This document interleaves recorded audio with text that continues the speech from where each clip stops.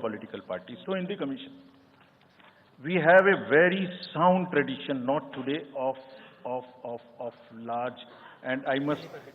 जी, लोकतंत्र का महापर्व है। 7 चरण में देश के लोकतंत्र का महापर्व का एक पूरा समारोह मनने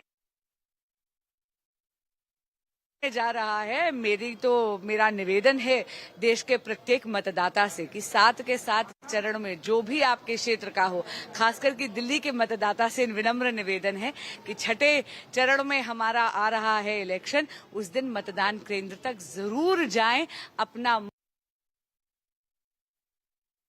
मत जरूर डालें और कमल के फूल का बटन दबा के भारतीय जनता पार्टी को जिताएं। अब की बार 400 पार। जी बिल्कुल भी नहीं। वो इसलिए क्योंकि उनका गठबंधन स्वार्थ पे आधारित है और जब भी किसी गठबंधन की धुरी स्वार्थ होती है तो वो जर्जर कर भुरभुरा जाता है। जी बिल्कुल भी नहीं। देखिए, मैं जानती हूं कि अपने राजनीतिक स्वार्थ के बांसुरी स्वराज दिल्ली से इस बार चुनाव लड़ रही हैं। पूर्व केंद्रीय मंत्री सुषमा स्वराज की बेटी और बड़ी उत्साहित हैं वो और बड़ी कॉन्फिडेंट भी हैं। अब की बार 400 पार का नारा इन्होंने भी लगवाया। जरूर, लेकिन बाकी समय पार्टी जहां मुझे भेजेगी वहां मैं चुनाव प्रचार करूंगा। अब तक बुधनी की जनता यही कहती है कि नामांकन भरिए फिर हम संभाल लेंगे। अभी तो विदिशा वाले भी यही कह रहे हैं कि जरूरत नहीं है, लेकिन फिर भी एक बार मैं जनता के बीच जाऊंगा जरूर आशीर्वाद लेने। सिंह चौहान जो विदिशा से चुनाव लड़ेंगे इस बार लोकसभा का, वो कह रहे थे पार्टी कहेगी तो और जगहों पर भी प्रचार करूंगा, लेकिन विदिशा वाले मुझसे कह रहे हैं कि आपको यहां आने की जरूरत नहीं है, चुनाव के लिए वोट मांगने की आपको जरूरत नहीं है। लेकिन बांसुरी स्वराज जो इससे पहले बात कर रही थी और वो कितनी एक्साइटेड साउंड कर रही थी आरती, वो उनका दिल्ली में चुनाव हो रहा है, पहली बार वो चुनाव लड़ रही है, उनके लिए कोई परेशानी सामने देखती हैं आप? तो बिल्कुल कुछ नहीं।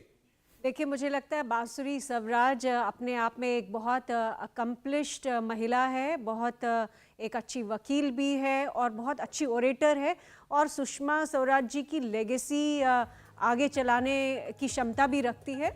जिस तरह की एक्साइटमेंट दिखा रही है वो बिल्कुल लाजिब है, क्योंकि एक तो दिल्ली सेंट्रल से वो लड़ रही हैं, जहाँ का डेमोग्राफिक हमें मालूम है कि पढ़ा लिखा डेमोग्राफिक है, थोड़ा अपर क्लास का डेमोग्राफिक है।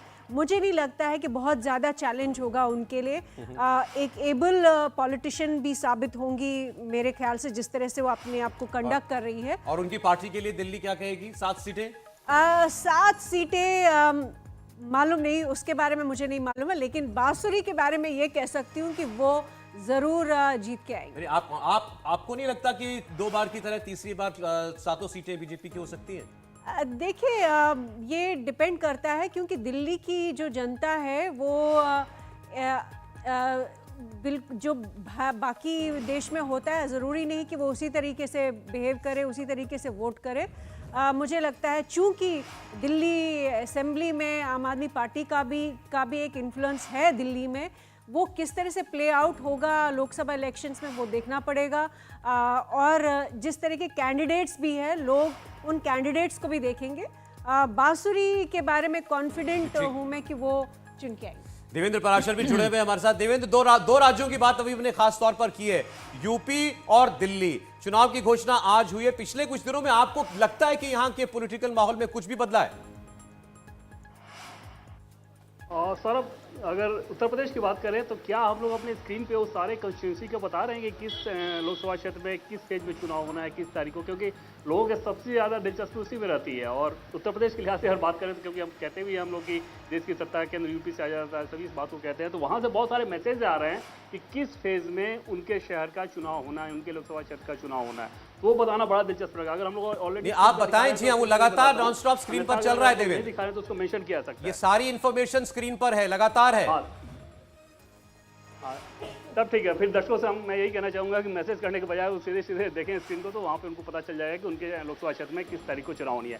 यूपी और दिल्ली के अब मूड की बात कर लें सौरभ, तो बिल्कुल भी इसमें कुछ भी नया नहीं होने जा रहा है, ऐसा फील नहीं आ रहा है। और ये फील इस लिहाज से आप बात करें कि ग्राउंड पे आप लोगों से बात कर लें और आप कोई भी सैंपल साइज उठा सकते हैं। आप 100 उठाएं, 200 उठाएं, 500 उठाएं, 1000 उठाएं, आपको समझ में आ जाएगा कि अगर उतने लोगों से आप बात कर रहे हैं तो हाँ, देश का मूड अभी कैसा है। उसमें अपोजिशन की भी भूमिका है। और आप कहा जाता है ना कि 36 प्रकार के व्यंजन या 56 प्रकार के व्यंजन। अभी देखें तो बीजेपी के लिहाज से माहौल उनके पास ऐसा है। लीडरशिप की अगर बात कर ले, सबसे पहले चेहरा कौन? नरेंद्र मोदी। अपोजिशन कोई चेहरा नहीं। दूसरी बात की करप्शन और परिवारवाद का एक नैरेटिव बनता है। बीजेपी में भी ऐसे लोग हैं जो कि नेता के बेटे हैं, लेकिन टॉप लेवल पर अगर आप देखें तो वो नैरेटिव भी अपोजिशन पे ही फिट होता है। करप्शन के मामले में अपोजिशन पे ही फिट होना। अपोजिशन की अपनी जो रणनीति है वो इतनी बिखरी हुई है और आपस में कोई एकजुटता नहीं। ऐसा नहीं है कि एनडीए में सीट शेयरिंग बहुत आसानी के साथ हो रहा है। अभी भी आप देखें तो महाराष्ट्र का पेच नहीं सुलझा हुआ है, बिहार का पेच अभी भी नहीं सुलझा हुआ है, लेकिन वो लोग डैमेज कंट्रोल में बहुत ज़्यादा इफेक्टिव हैं। और दूसरी चीज़ की, क्योंकि वहाँ लीडरशिप क्लियर है तो वहाँ पर फिर डोमिनेट करना आसान हो जाता है, जो कि अपोजिशन में संभव नहीं। तो इतने सारे फैक्टर हैं जो कि किसी भी चुनाव का मूड सेट करते हैं, किसी भी चुनाव को प्रभावित करते हैं, किसी भी चुनाव के नतीजे तय करते हैं। तो सिर्फ उन सारे फैक्टर को उठाकर आप देख लीजिए तो समझ में आ जाएगा कि 4 जून को क्या होने वाला है। सौरभ। बिल्कुल देवेंद्र, आप बने रहिएगा। राहुल जी, मेरा आपसे सवाल है, चूंकि आप उन 7 सीटों का जिक्र कर रहे थे उत्तर प्रदेश की, जहां पे बीजेपी के लिए थोड़ी मुश्किलें होती हैं, लेकिन आपको नहीं लगता कि विधानसभा के चुनावों के बाद जो एमवाई समीकरण, चाहे वो कन्नौज हो, चाहे वो अमरोहा हो, मैनपुरी हो, इटावा हो, बदायूं, इसके आसपास के इलाकों में जो ये फैक्टर चलता है, एक परसेप्शन बदला भी है? देखिए, पहली बात ये कि उत्तर प्रदेश में बीजेपी स्ट्रांग है, बिल्कुल है। बीजेपी का अपना काडर है जो कि हर बूथ लेवल पे है, बिल्कुल है। अब अगर हम ये बिल्कुल नकार दें कि समाजवादी पार्टी ने विधानसभा में अच्छा किया था कंपैरेटिवली अपने पिछले उससे, तो ये नकारा नहीं जा सकता। हम ये नकार दें कि वहाँ पे समाजवादी पार्टी को मुस्लिम जो समुदाय है वो बड़े ज़ोर शोर से वोट करता है, तो ये भी नहीं हम नकार सकते हैं। हम ये भी नहीं नकार पाएंगे कि अगर कांग्रेस जो है और बसपा जो है वो एक साथ आ जाते हैं, अगर ये संभावना बनी तो क्या कुछ सीटों पे इसका असर नहीं होगा। तो ऐसे में जब हम बात करते हैं, नहीं देखिए, अगर यही सब कुछ हंकी डोरी होता तो क्यों 24 सीटें बीजेपी किसी को भी चुनाव लड़ा दो। तो आप क्यों चेंज करने जा रहे हैं? आप क्यों 24 सीटों में बहुत सारी सीटों पे अपने एक उम्मीदवार चेंज करें? क्यों दिल्ली में आपने चेंज कर दिए? 7 में से 6 उम्मीदवार क्यों चेंज कर दिए? अगर कुछ होता, अगर मोदी जी की वेव है और मोदी जी के नाम पे ही सब कुछ होना है, तो फिर चेंज नहीं करने की जरूरत है। अब केक वॉक जैसा कुछ नहीं है, आप ये कह रहे हैं। लड़ाई तो है ही। बीजेपी एक एक सीट को लेकर चुनाव लड़ती है, वहां के समीकरण देखती है, वहां पे अपनी कमजोरियां देखती है।